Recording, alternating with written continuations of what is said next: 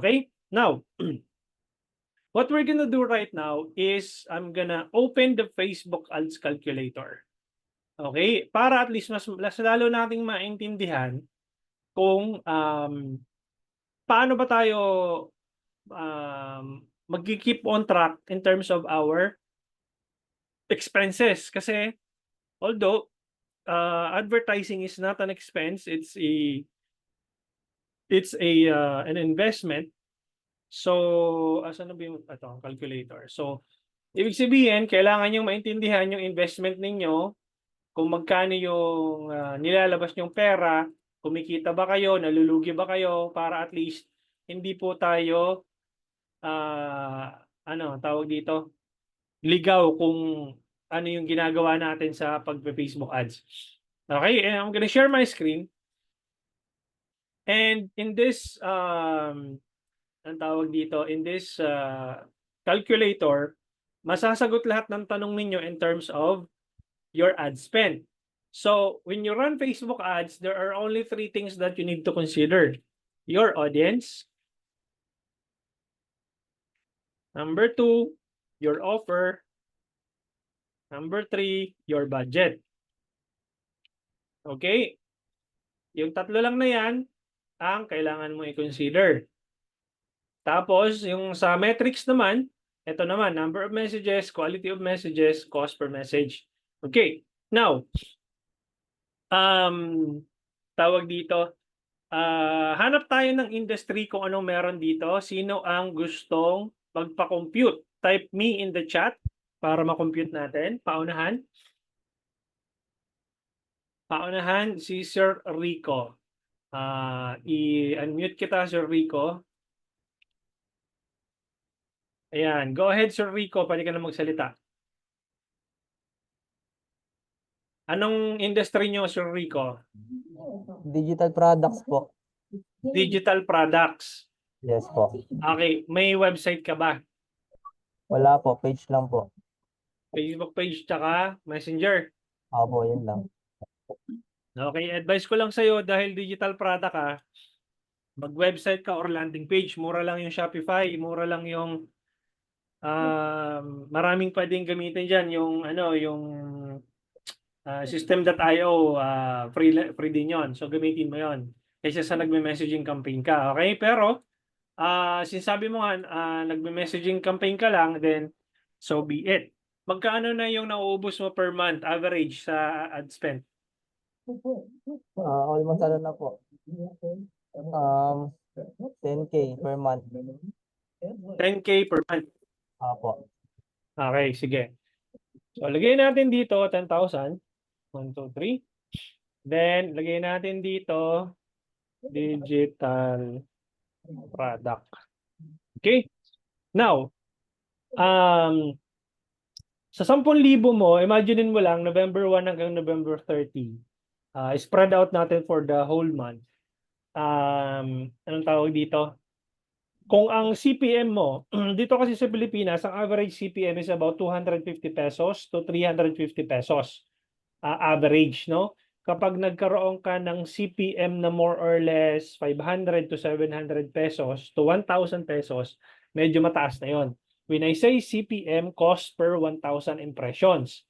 Di ba natatandaan ninyo, doon sa day 2 na ang ating lessons, ang unang charge ni Facebook is CPM or yung cost per 1,000 impressions.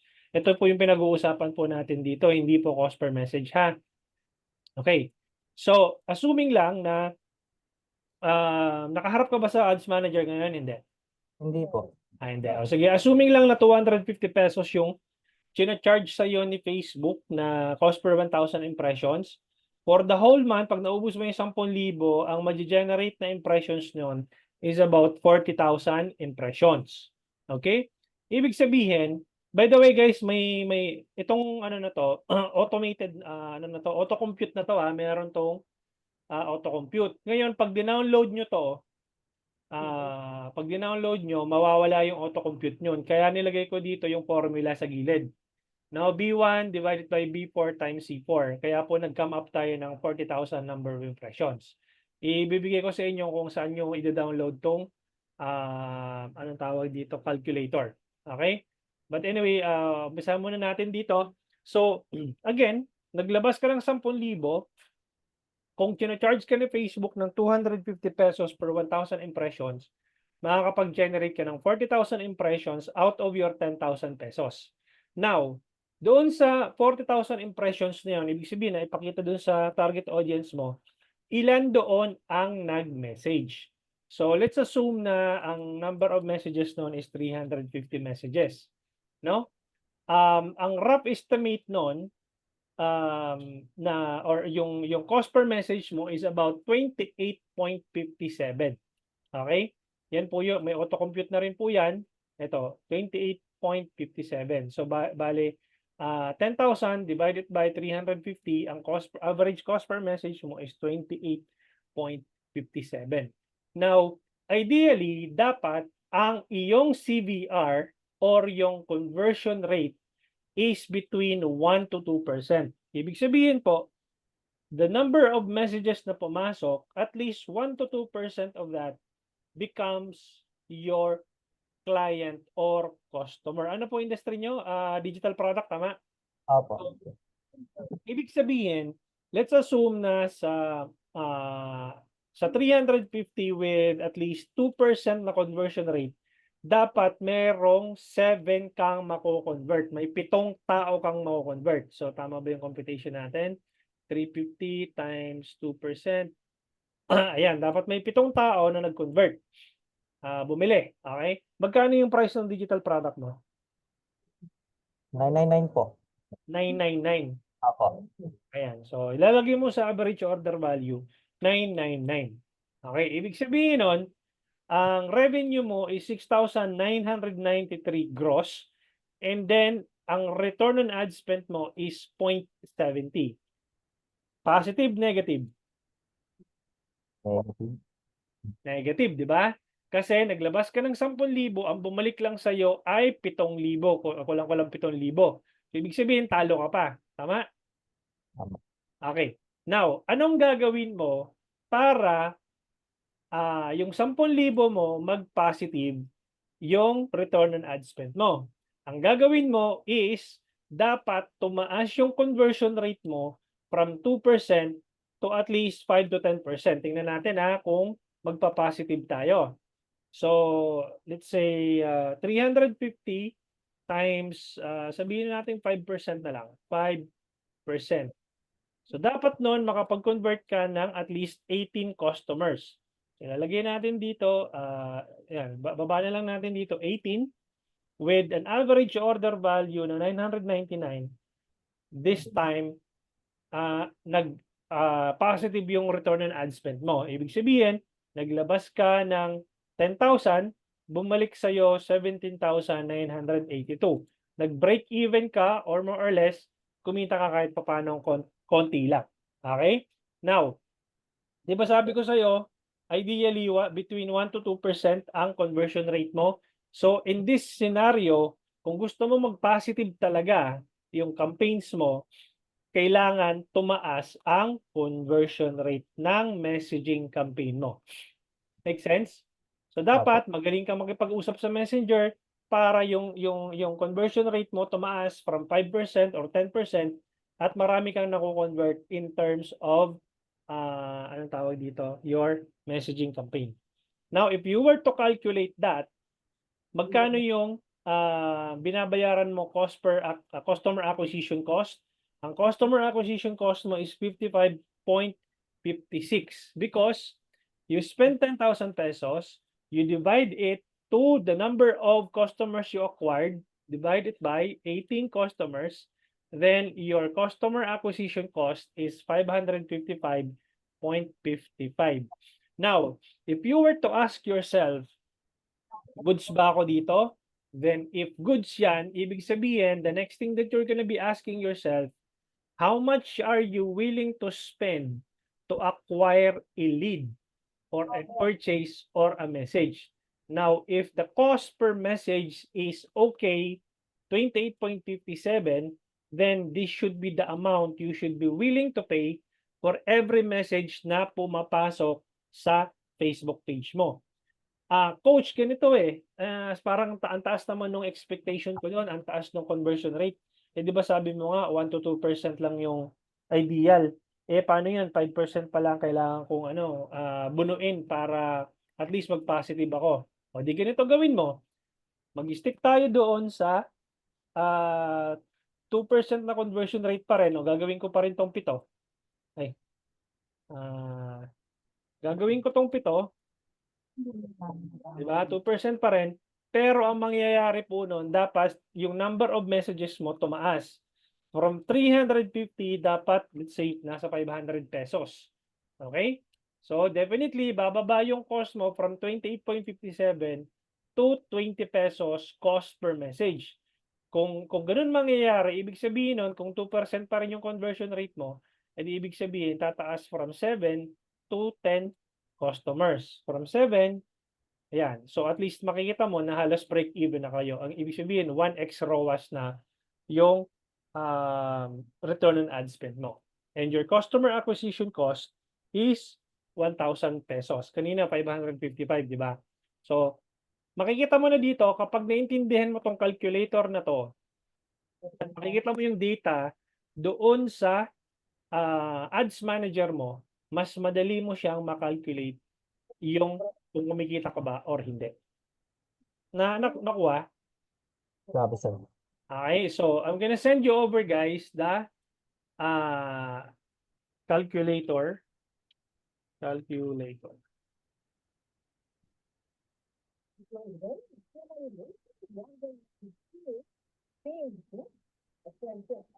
Kaya ideally, guys, pag nag-run kayo ng campaign, i-calculate nyo yung buong buwan. Hindi yung parang 3 araw pa lang kayong nag-run ng ads tapos nagpa-panic attack na kayo na ano ba to? Pwede pa ba to? Hindi pa ba to? Hindi yon.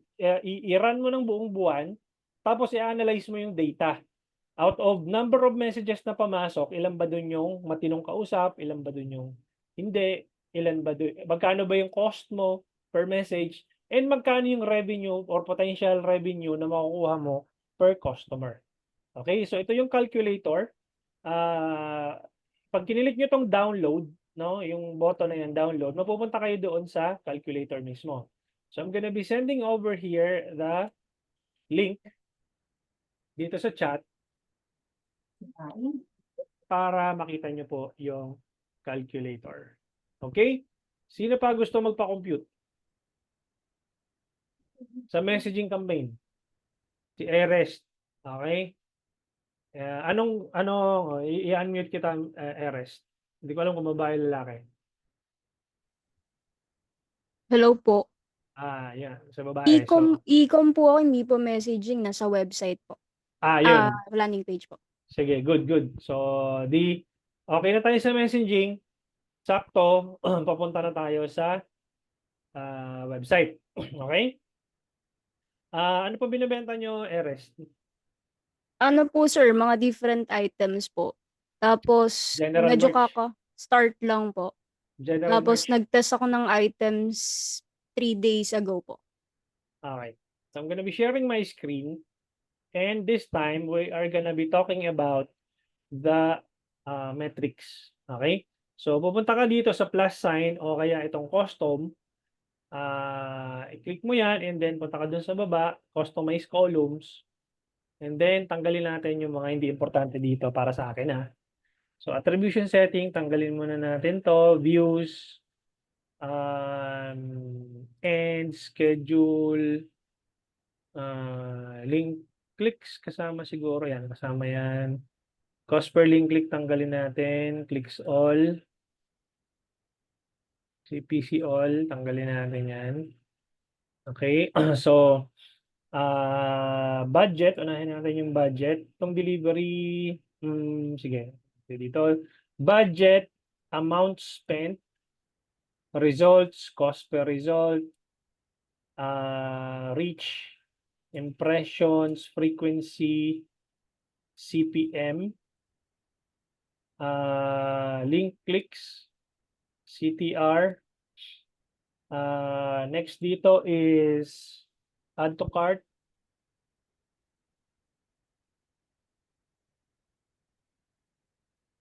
Okay, add to cart.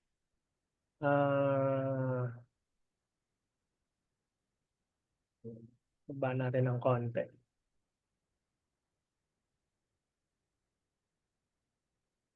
Okay, add to cart, tapos initiate checkout. Checkout initiated pala. Website offline, tanggalin natin yan. Ano pa ba? Initiate checkout, landing page views. Landing page views. Yung landing page views, dapat katabi ito ng link clicks. Nasaan na ba yan? Ayan. Link clicks. Okay? Tingnan natin kung tama na yung ating column. So, budget, amount spent, results, cost per result, reach. Yung impressions na hiwalay. Teka. Hiwalay yung impressions. Dapat yung reach and impressions magkatabi. Nasaan na yung impression? Yun. Reach and impressions dapat magkatabi. Frequency, lagay natin magkatabi dyan. Okay. So, landing page ka lang ba o may Shopify? Ano bang gamit mo? Webcake po. Webcake. Para din ba siyang Shopify ang itsura? Di po ako familiar sa Shopify. Sige. Pag pumunta tayo ng Facebook Ads Library. Tapos, kunyari, punta tayo sa Nike. All ads, Nike siguro. Nike. Alam ko Shopify ang gamit nila eh. Nike.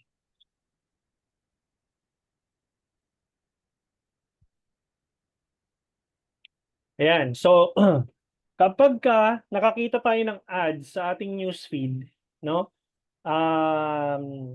Let's say for example itong sapatos na to. Pag dumaan sa newsfeed natin, automatically, papupunta dito sa reporting column, reach.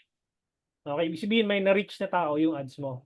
Kaya itong reporting column na to, lalabas, reach. And at the same time, magiging impressions na rin po siya. Okay? Now, anong pagkakaiba ng reach and impressions? Usually kasi, there are times na may mga users na more than once nilang nakikita yung ads mo. Okay? Kaya po, mako-quantify mo yung ad frequency. Ibig sabihin, na-reach itong taong to, and at the same time, nagkaroon ng impressions para pag tinignan mo doon sa reporting column mo, automatically mataas ang number of impressions. Laging mas mataas ang number of impressions kaysa sa reach. It's because there are times na more than once or twice or thrice nilang nakita yung ads mo, kaya papalo yung ad frequency mo. Okay? Now, kapag bakit yung link clicks nandoon ang layo? Teka. Layo ng link clicks. Kapag nag-click yung ayan. Pag nag-click yung user dito sa halimbawa ito. So yung shop now, kinilik yung link na to, shop now, ibig sabihin nun, lalabas dito sa link clicks na column. No, makakount yun as link clicks. Then, kapag nag-click yung tao na yon, ang susunod doon, dahil nakita nila yung page na to, di ba, nag-land doon sa product page, ang susunod noon is landing page views. So, ilapit natin yung landing page views para hindi, nasa na yun? Ito, landing page views. So, link clicks, katabi niyan dapat landing page views. Ibig sabihin, nag-click, tapos, na-open niya tong landing page na to. Okay, nakita niya. Nag-load yung page. So, nakakount yun as landing page views. Pag kinilik ko to, yung image, tapos ang ginawa ko, namili ako, kunyari, 9. Tapos, bakit nga ba ganito yung language nito? English, ayan. Spanish yung lumalabas. Ayan, so, kunyari, 9, tapos kinilik ko yung add to cart, no? Lalabas din yun dito sa add to cart. Okay? Web or website add to cart. Ngayon, ito yung CPM na sinasabi ko sa inyo na babantayan nyo. Yung per 1,000 impressions, ito yung unang charge sa inyo ni Facebook. Regardless kasi kung may nag-message sa inyo or may bumili or wala, kukumpitin ni Facebook yung cost per 1,000 impressions. Okay? So, okay tayo doon, pati yung click-through rate na tinatawag, ang ideal click-through rate nito at least 1%. Okay? Pag pumunta ka dun sa calculator, makikita mo dito yung CTR mo dapat between 1 to 2% o yung click-through rate mo kapag may landing page or website ka. Kanina, di ba, Messenger yung pinag-uusapan natin. Ngayon, ang pinag-uusapan natin is landing page. So, may auto-compute na rin yan kung halimbawang 40,000 impressions, mamaya babalikan natin yan. Okay, so makita muna natin yung pagkasunod-sunod. So, nakita natin, nag-link click, nakita nila yung page, click yung add to cart, then, nag-initiate sila ng checkout. Hindi lang magkatabi, pero sige lang. So, add to cart, tapos, asan na yun? Add to cart, tapos, view cart. Yan, pag nag-view cart, initiate checkout na siya. Tapos, bakit nagiging ano to? Ayan, English na siya. Ngayon, pag kinilik ko yung buy,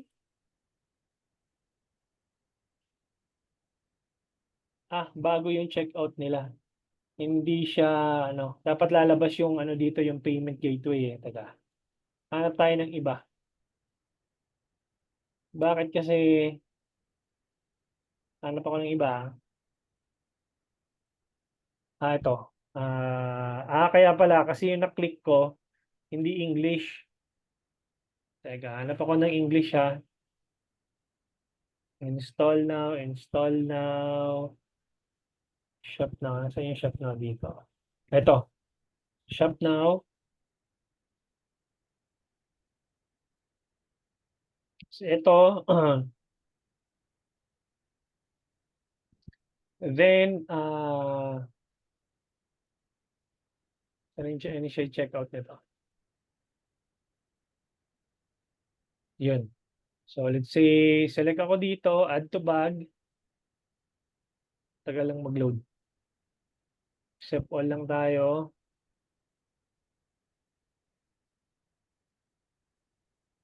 Ang tagal mag-load. Add to bag. Please select size. Okay, add to bag. View bag.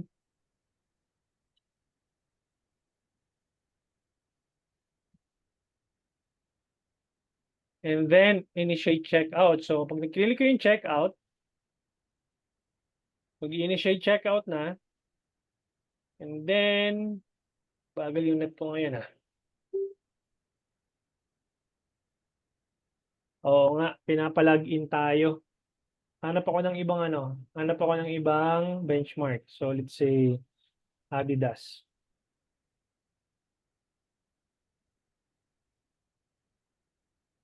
Chinese naman to. Kaya maganda. Ano yung website mo? Sige, yun ang unahin natin. Gizmo po. Gizmo? Opo. Ganyan? Opo. Ito yung page, Facebook page mo. Gizmo Vault po. Gizmo Vault. Gizmo Vault PH? Opo. Okay, tingnan natin. Nagra-run ka ng ads ngayon, no? Opo. Ito. Ayun, okay, sakto. Order now. And then, bakit Vietnamese to? English. So, yan. Buy now. Add to cart. Check out. Order form. Hindi ba dito hindi ka pwedeng, wala bang checkout dito ng GCash, Paymaya, Shopee? Wala po, coach. COD lang po. COD lang. Mhm. So, ang mawawala lang doon guys, yung add payment info. Okay, hindi natin nalagay add payment info. Customize columns. Ito lang ang mawawala, yung add or payment info.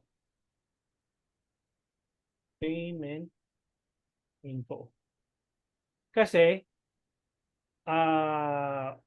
wala siyang payment gateway na tinatawag. Okay? So yung payment info na yon, kamukha nung kamukha nung sa kung saan kayo nagbayad nung 499. 'Di ba? Ito yung landing page ko. May payment gateway kasi yun eh. Ito kasing kanya COD lang. So, bagal talaga yun ito. Okay. So, di ba nag-click kayo ng join the live training, meron kasi akong checkout which is yung Zendit. So, pag nilagay ko dito yung pangalan ko, yung last name, mobile number, and email address, mapupunta ako sa payment gateway. No, halimbawa, ayan, email address, digital homie, 82@gmail.com. Continue. Madediretso ako sa ito, yung PayMaya, GrabPay, GCash, ShopeePay, o kaya credit card, 'di ba? Pwede kang maglagay ng information diyan, o kaya debit card, meron, e-wallet 'yan. So ito yung add payment info na lalabas. Yung kanya kasi nag-direct siya doon sa mismong order form and kumbaga diretso checkout na siya. Okay, ganun po, and assuming lang na nakompleto ko itong fill upan, itong order form na to, magpa-fire yung purchase, kung magkano yung amount nitong binebenta niyang product, which is 999, yun po yung mag-appear dito sa website purchases. Doon sa website purchases, pwede mong ilagay yung column doon ng website purchase value. Okay? Website or purchase value para lumabas kung magkano yung value nung biniling produkto. Ito po yan. Website purchases conversion value. Make sense? So ngayon, pag pumunta tayo doon sa calculator, ito lang tatandaan mo na Miss Eres, no? Medyo kanina, 'di ba si messaging campaign, straightforward lang, tatlo lang, number of messages, quality, and cost per message. Yung sa'yo, ang babantayan mo dito, itong CTR mo, click-through rate. Ilang percent ang click-through rate mo doon sa CTR column mo? Ito. Kapag yung click-through rate mo is below 1%, titingnan mo kasi baka mamaya below 1% may purchase naman. Kapag may purchase naman, that's a good sign. Okay lang yon. Pero kapag mababa ang click-through rate mo, most likely, pangit yung ads na pinapakita mo. Pero kapag mataas ang click-through rate mo, di ba, ang ideally, ang click-through rate is between 1 to 2%. Tama? Pero let's say nakakita ka ng click-through rate na 5%, 10%, ang taas, no? Ibig sabihin nun, kung mataas ang click-through rate mo, maganda yung ads na pinapakita mo, but the problem is kung walang purchases, no? Mataas ang click-through rate mo, walang purchase, may problema ka sa website mo. Okay? Ang website mo ang may dahilan kung bakit mataas yung CTR mo pero walang bumibili sa'yo. Ibig sabihin, ito yung problema. Okay? So, I'll go back here. So, meron ka ng metrics na babantayan kung ano yung titingnan mo in terms of CTR. Apat lang yan. CPM, magkano yung CPM na binabayaran mo kay Facebook para ipakita yung ads mo. And then, mag-ilang percent yung kailangan mong click-through rate para makasabi mo na maganda yung ads na pinapakita mo. Now, out of 10,000, let's say for example, naglabas ka ng budget na 10,000 pesos sa ads mo, nakapag-generate ka ng 40,000 impressions, ay technically magkakaroon ka ng 400 link clicks. Ibig sabihin, kung sa 1% na CTR, ang ma-generate noon is about 400 link clicks. Now, sa 400 link clicks na yon, dapat ang conversion rate ng website mo is between 1 to 2%. Okay? Now, Kung let's say for example, sa 1% na lang, ibig sabihin, dapat doon sa 400 na nag-click doon sa link mo, dapat meron kang 4 na makuhang sales or customer. Ibababa mo yan dito for magkano ang ano mo 999, di ba? Yung product mo, tama ba? Opo. Ayan, 999. Pareho kayo ni ano nung kanina. So 999, ibig sabihin, kung ganito yung mangyayari, 10,000 yung nilabas mo, tapos okay naman yung link click mo 1%, ang conversion rate mo 1%, nakako-close ka ng 4 na katao, ang revenue mo doon 3,996. Positive o negative? Negets po. Negative, no? So ngayon, magkakaroon ka na ng idea saan ka ngayon may problema. Bakit negative yung ano mo, yung revenue mo or negative yung ROAS mo. Ang titingnan mo diyan is paano mo mapapa-improve yung click-through rate mo. Dalawa lang ang pwede mong or tatlo lang ang pwede mong tingnan anggulo para magkaroon ka ng positive na ROAS. Number 1, dapat tumaas tong click-through rate mo. Ibig sabihin, dapat sobrang ganda ng ads mo, edi pagandahin natin yung ads mo, nagkaroon ka ng click-through rate na 5%. Halimbawa lang. O di from 400 na link clicks, nagkaroon ka ng 2,000 na link clicks just because yung click-through rate mo from 1% naging 5%. Now, out of 2,000 na link clicks, makakapag-generate ka dyan potentially ng 20 purchases or 20 customers with an average CVR mo na 1%. So, ibabagsak mo dito, 20. So, from negative, naging positive ka ngayon. So, naging 2x ang ROAS mo because pinaganda mo yung ads mo, kaya ka nagkaroon ng 2,000 na link clicks at out of 2,000 na link clicks, nakapag-generate ka ng 20 na customers. Now, coach, kasi talagang kahit anong gawin ko dun sa ads ko, ang click-through rate ko lang talaga is 1%. Hanggang doon na lang talaga eh. Okay, balik natin. Ngayon, may magagawa ka pa. Okay? Dahil yung CTR mo hanggang 1% na lang, o di ang gawin mo, dapat yung website mo magko-convert din ng mataas. So from 1% conversion rate, gawin mong 5%.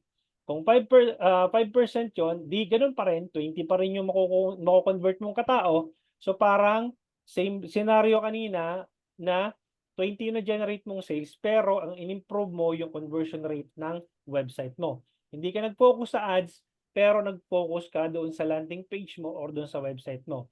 So, anong nangyari, ganun pa rin, nagkaroon ka pa rin ng positive na ROAS. All because ang conversion rate ng website mo tumaas ng 5%.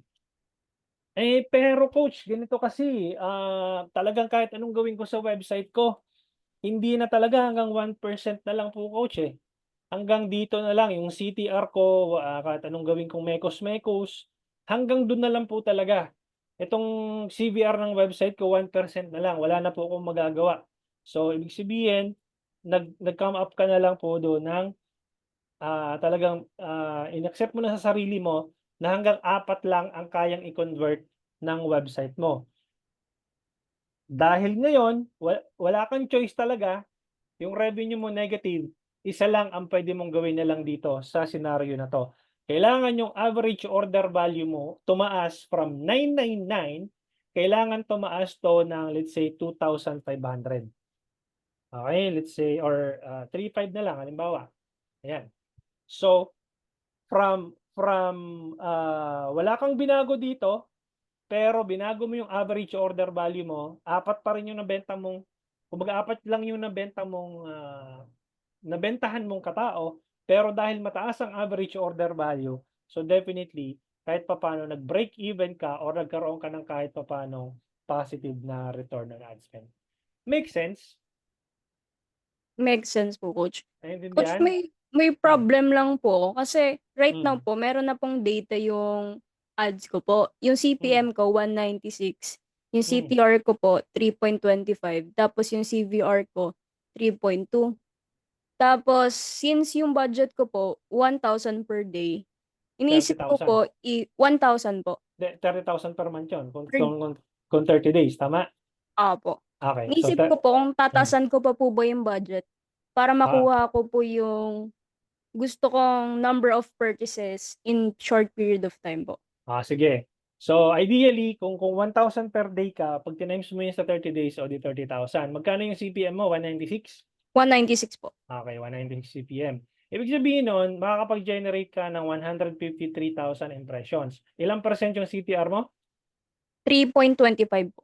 3.25%. O ibig sabihin nun, makakapag-generate ka ng 4,974. Ilan yung conversion rate ng website mo? 3.2 po.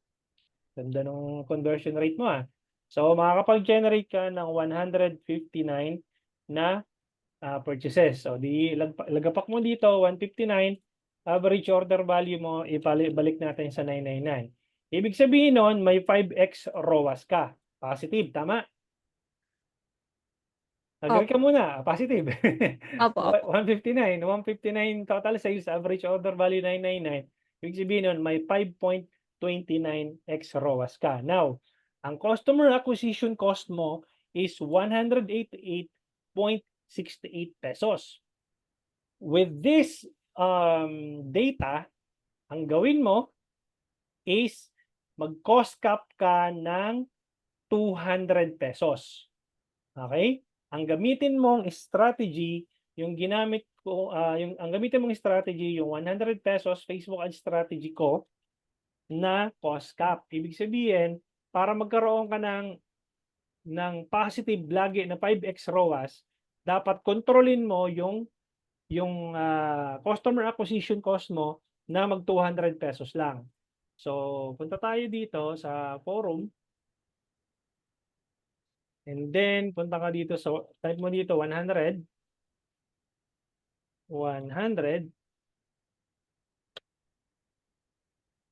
Yan. Dito sa 100 pesos Facebook ad strategy, tinuro ko dito kung paano mo siya makokontrol. Pagdating mo dito sa baba, itong tinatawag na cost cap.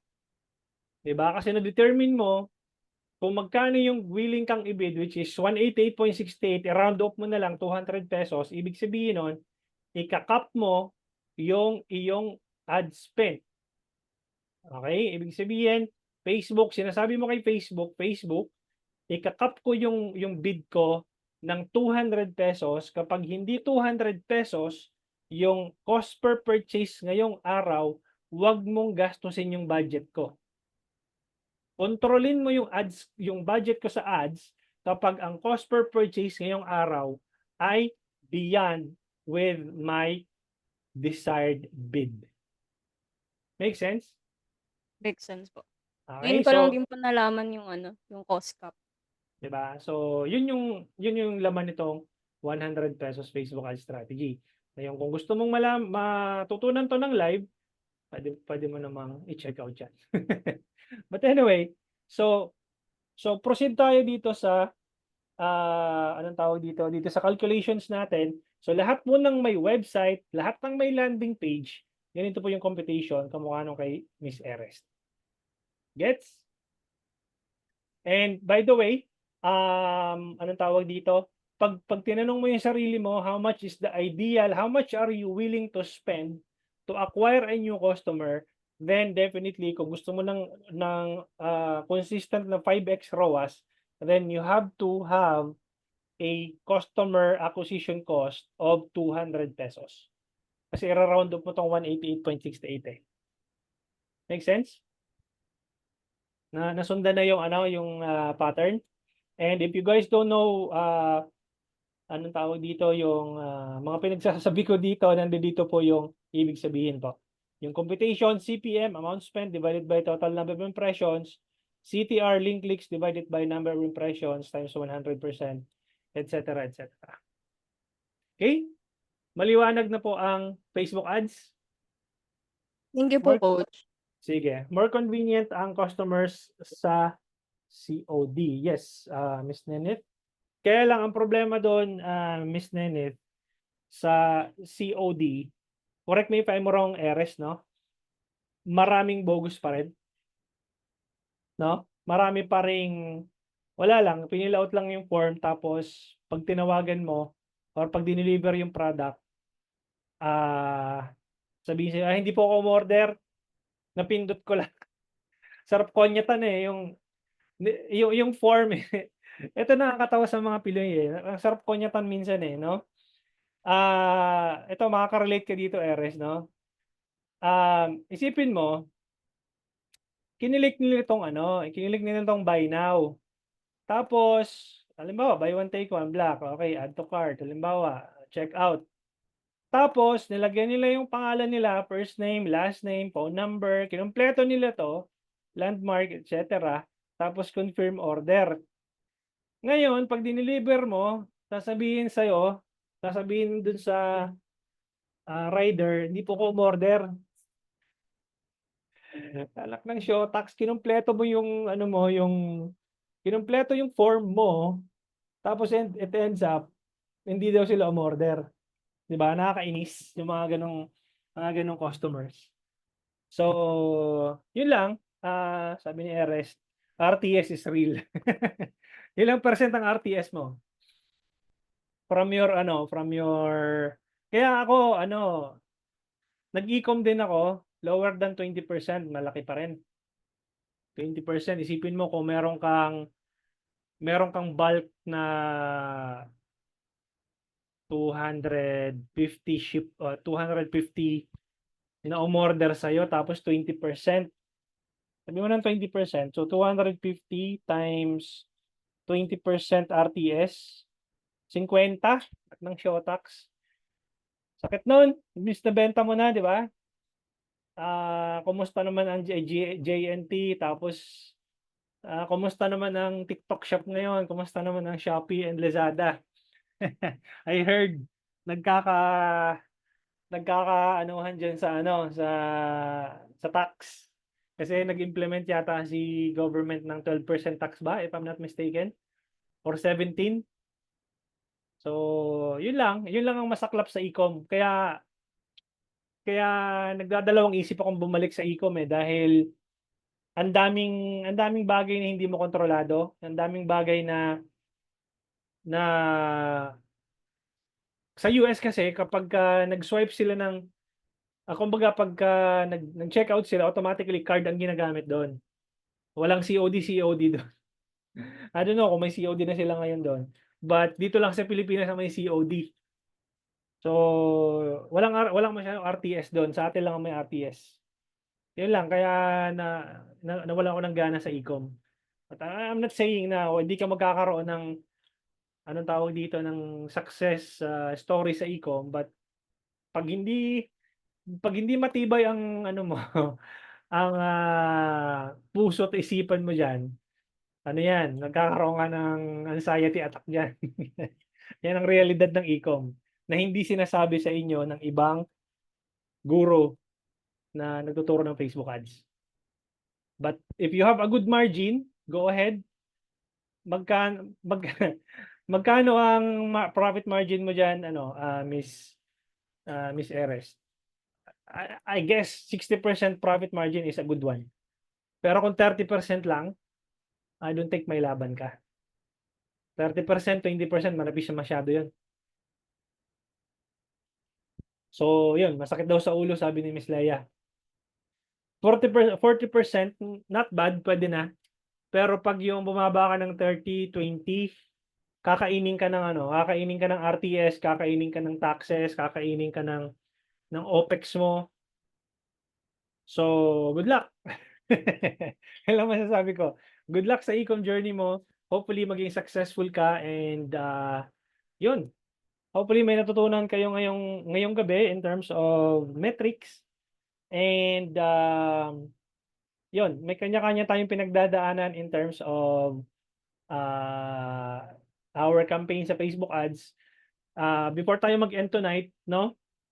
Ang masasabi ko lang is for your ads to become successful, kapag nasa e-com space ka, number 1, dapat mataas ang profit margin mo. Number 2, prepare ka sa mga RTS kasi hindi yan mawawala. Part of business, sabi ni Miss Nenit. Part of business talaga ang RTS. Number 2, know your numbers. No, what is the ideal click-through rate? At least 1 to 2%. Kapag nakita mo 1 to 2%, that's a good sign. Number 3, your website conversion rate dapat at least 1 to 2%. Paano mo malalaman? I-calculate mo yung number of link clicks versus the number of conversions. No? So, and then, number 4, dapat maganda yung average order value mo. So, kung nasa e-com ka, ideally, dapat nasa 1,000 to 1,500 initially.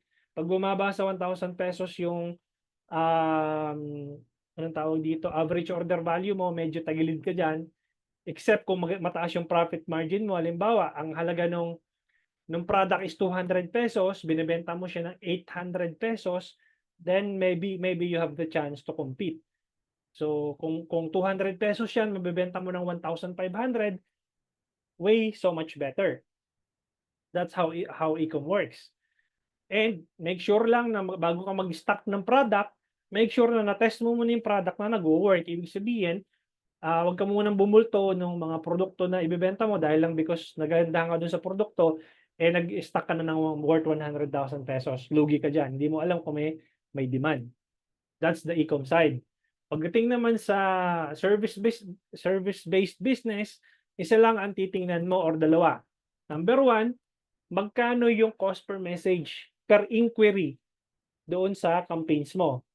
If you have identified the ideal amount you should be willing to pay for every message, then so be it. Dapat hanggang 20 pesos lang ako. Anything beyond 20 pesos, that will be expensive for me. Now, out of the number of messages na pumasok, tingnan mo kung ilan yung nag-convert. Doon sa nag-convert na yon, magkano yung kikitain mo per customer. Halimbawa, 350 yung nag-message, merong 5 nag-convert, yung 5 na yon, magkano yung average order value nun. Halimbawa, nagkakahalaga ng tig to 5,000 pesos yon, then positively, kung 10,000 pesos yung nilabas mong ad spend, kung tig pa 5,000 pesos yung 5 customers na pumasok, o di may 25,000 ka. Positive ROI yun. Make sense? So, kung nasa ibang industry ka naman, let's say real estate, so tingnan mo, magkano yung kukomisyonin mo for every sale na pumapasok. Magkano yung cost per message na ideal para sa'yo. Diba? Ganun lang siya.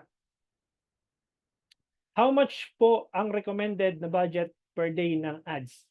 Ako, ideally, pag nagte-test ako, is 500 pesos per day to 1,000 pesos per day. Pag nagte-test ka, depende nga sa budget mo. Ano nga yung sinabi kong tatlong kailangan mo i-consider? Your audience, your offer, and the last one is your budget. Do you have the budget to sustain, to test your campaigns? Do you have the budget to scale your campaigns? If you have the budget, so be it. Spend your budget wisely. Okay? Pero ideally, 500 pesos when testing. Ideally, meron kang 5 ad sets. Tigwa 100 pesos per ad set. And then i-test mo, it's either different interest targeting or different ads per ad set. Tapos then, i-run mo siya, 3 days minimum tolerance, 5 to 7 days maximum tolerance. Ito yung nandito sa nilagay ko na yung TVS method, test, validate, scale. So, 3 days minimum tolerance, 5 to 7 days maximum tolerance. 3 days or 1,500 impressions, whichever comes first. Diba? So, kung naka 1,000 impressions ka na at wala ka pang benta, or 1,500, kill mo na siya. Pero kung mataas ang CTR mo, i-go mo pa siya, baka mamaya kasi yung ang determining factor nun, medyo mataas ng konti yung price ng goods na binibenta mo. So, mataas ang CTR mo, kaya papaabutin mo ng between 5 to 7 days. Kasi ang attribution window ni Facebook is 7-day period. So, sa 3 days, huwag kang masyadong mag-anxiety attack. Kasi nga, kung mataas ang CTR mo, paabutin mo ng 5 to 7 days kasi baka mamaya, kumbaga nagde-decide siya dahil pag pinatay mo ng mas maaga, ibig sabihin nun, hindi, kumbaga instead na nakabenta ka sana, kaya lang pinatay mo ng mas maaga. Okay? Ito, yung click-through rate hindi guys iba applicable sa ano sa messaging campaign. Sa may website lang to tsaka may landing page views, landing page. Yung calculator tinuro ko na sa inyo and that's it. So I hope I was able to impart everything. Question?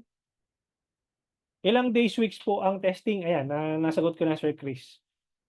Okay po yung ads. How long po pwede i-run yung specific ads? How long pwedeng i-run? Depende nga sa'yo kung magkano yung ideal cost mo based dun sa calculator na pinakita ko sa inyo. Di ba? How long pwedeng i-run sa testing campaign? 3 days minimum tolerance, 5 to 7 days maximum tolerance.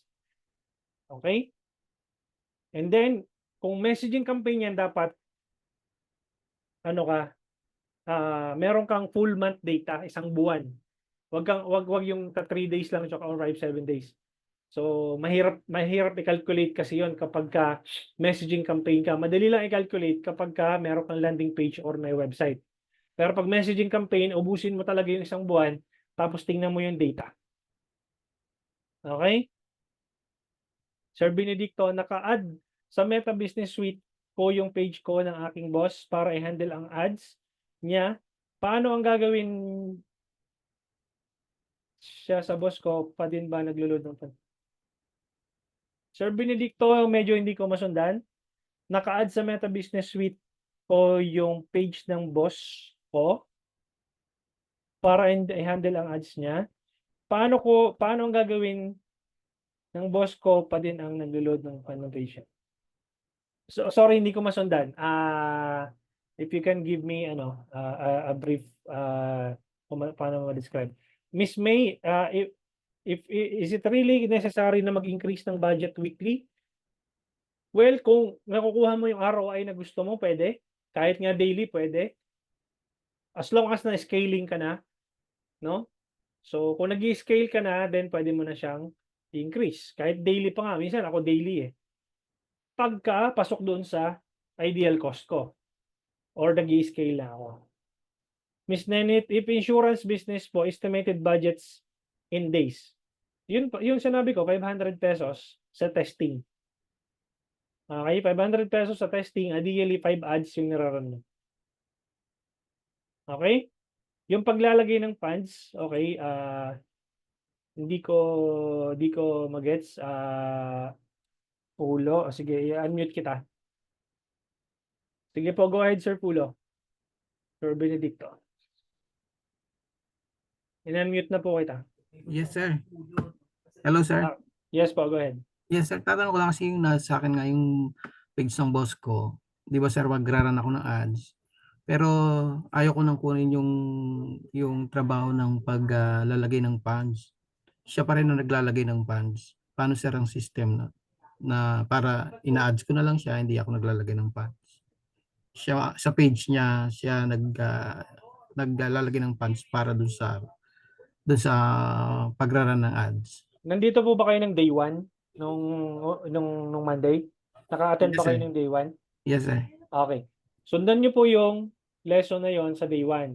Kailangan yung ads, yung business manager niya, yung gamit ninyo, hindi yung sayo. Okay? Yung business manager niya, meron siyang sariling business manager, i-add mo yung sarili mo doon sa business manager niya. Tapos, yung ad account niya, ilalagay nyo, kumbaga, ang ikakabit niyang payment method, yung payment method niya. Yes, sir. Yes, sir. Okay? Nangyayari, sir, sa akin yung business page ko. Kaya pala. Mali yun, baliktad. Okay. So dapat kanya yung business manager kasi ikaw lang naman nagra-run ng ad, di ba? Para sa Yes, in sir. behalf of him.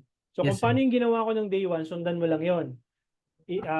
Make sure lang na meron siyang business manager, then i-add mo yung sarili mo doon sa business manager, and then ituro mo sa kanya kung saan maglalagay ng payment method. Okay. Gets? Sir, thank you. Okay, Okay. sige. Welcome. Coach, may 5 interest po, 5 ad set po ang gagawin kung may karoon ng FB ads. Same ad copy in creative. Yes, pwede. Miss Madeline.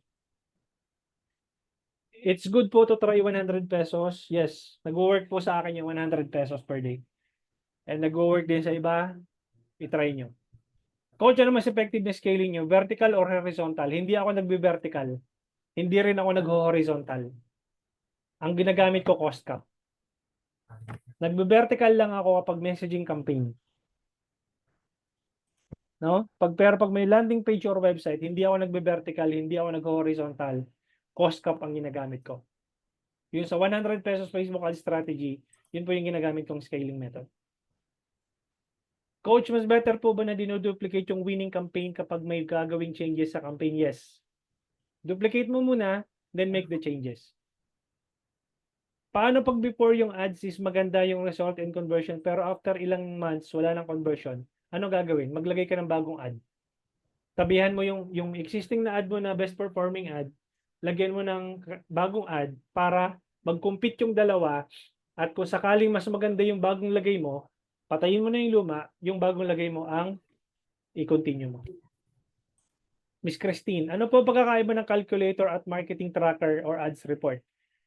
I've been using Acuity scheduling since the day I started working po kasi 3 months pa lang po ako and wala talaga akong background about dito. Pagkakaiba ng calculator at marketing tracker ng ads report. Okay.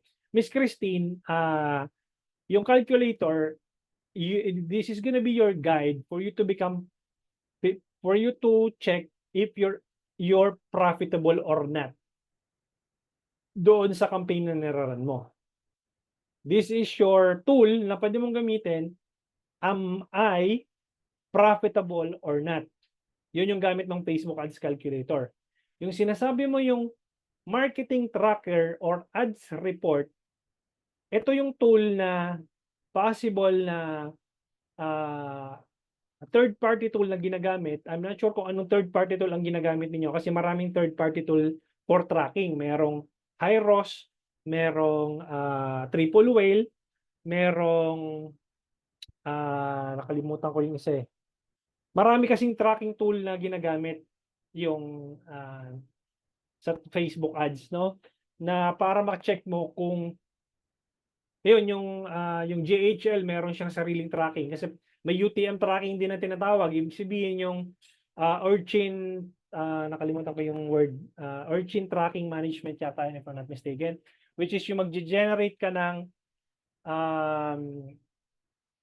ano yan, nakalimutan ko. What is the meaning of UTM? UTM means Universal Transverse Mercator.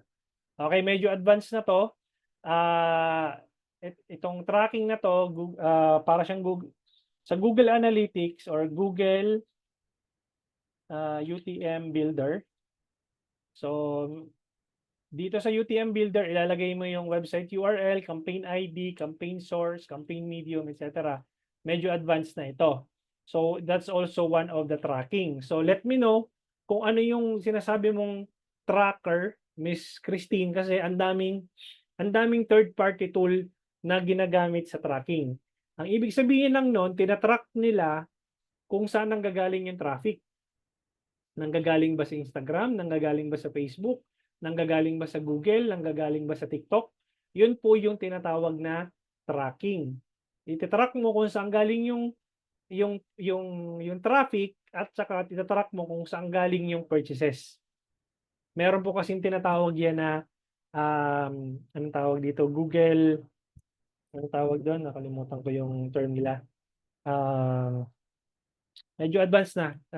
I'm not gonna go into details kasi pag nilagyan mo na ng advanced meta tracking, kasi yung ads manager hindi 100% accurate yan. Makikita mo dyan kung halimbawa may website ka, so makaka-relate dito si Erest, minsan makikita mo dyan merong let's say 150 purchases sa ads manager, pero in reality mas mababa, nasa 132. Ibig sabihin nagdo-double tracking minsan or ang tawag dito, nag-over-report or nag-under-report. So, hindi skewed. Ang tawagin yun, skewed. Ibig sabihin, hindi accurate yung data na nakikita mo sa Ads Manager. Okay? May mga times na ganun. Especially yung yung nag-convert is iOS user. Kasi ako, Android user ako eh. So yung data ko, most likely, makaka-capture pa rin ni Facebook. Pero pag iOS user ka, kapag nag-opt out ka ng tracking, hindi makakalculate ni ni Meta yung data mo. Unless otherwise, meron kang third party tool na ginagamit, yun, capture yun. Okay? Last two questions and we're gonna be ending this. Coach, retargeting ads, ano ideal budget daily? Let's say custom audience is around 50K. 50,000. Pag Pilipinas yan, mga 100 to 200 pesos, pwede na yun. Pero kung ibang bansa yan, dagdagan mo ng konti, mga $20 siguro. Yun. So, pag Pilipinas, ano yan, mga 100 to 200 pesos, pwede na yun. RS Coach, pag under report po, ano po ba dapat sundin? Yung nasa POS po ba in terms of CBR at CPP po? Yes, nasa POS. Yung nasa back-end, yun ang ano mo, yun ang bibilangin mo. Huwag kang mag-rely doon sa ads manager mo. Ako, hindi na ako nagbibilang. Hindi ko binibilang yung nasa ads manager ko kasi hindi yun accurate. Ang binibilang ko yung nasa back-end. Yung pumasok sa Zendit ko. So kung ilan yung pumasok sa Zendit ko, yun yung binibilang ko na conversion rate. Kasi ligaw ka pagka ang binilang mo yung ads manager mo. Hindi tama yun. Pagka nakita mo ang taas yung conversion rate mo sa ads manager, pag tinignan mo sa back-end, patay ka. Lugi ka pala. Yun. So, yun lang guys. Maraming salamat for joining our 5-day Facebook Ads Challenge. Wala na tayong lesson for tomorrow. Nag-extend na ako ngayon. So, tinakil na natin yung metrics plus yung Facebook Ads Calculator. And I hope guys, nagkaroon kayo ng maliwanag na kaisipan pagdating sa advertising. Okay, so yun lang. And I'd like to ask for you guys a favor lang. No, I'm gonna be sending you a anong tawag dito? A survey form. And inside the survey form, i-ano nyo naman ako, ang tawag to, grade. Si Facebook kung may grading system, no, kumbaga hihingi din ako sa inyo ng grade ko as your coach. Kung kumusta naman ba, may natutunan naman ba kayo? Kung wala, pwede nyo kong i-bash, okay lang sa akin. Hindi naman po ako balat sibuyas. Ayan po, sinend ko po dito sa anong tawag dito sa Zoom. Isi-send ko din po doon sa Telegram po natin. And then gradean nyo naman ako kung kumusta naman ba. Feedback form. Yan. So yan, nandoon sa ating GC. And yeah, so far, so good naman guys. Let me know if sulit naman ba yung binayaran nyo ng 499 in the past 5 days. Natuto naman ba kayo sa akin? And if not, okay lang. I won't take it personally. And if you guys was able to get at least value of what I'm teaching, then you can leave a positive review sa page ko. And then that's it. You can ask questions dito sa ating Telegram GC. And just a reminder that I will dissolve the Telegram by December 31 of this year. And for those na lang nag-upgrade sa Digital Scientist, sila po yung magkakaroon ng access doon sa Telegram GC. Lifetime access ba yung videos? Yes. You can watch it anytime, any moment. Okay? Thank you so much everyone and have a good night. Have a good day. And I see you when I see you. Thank you and bye-bye.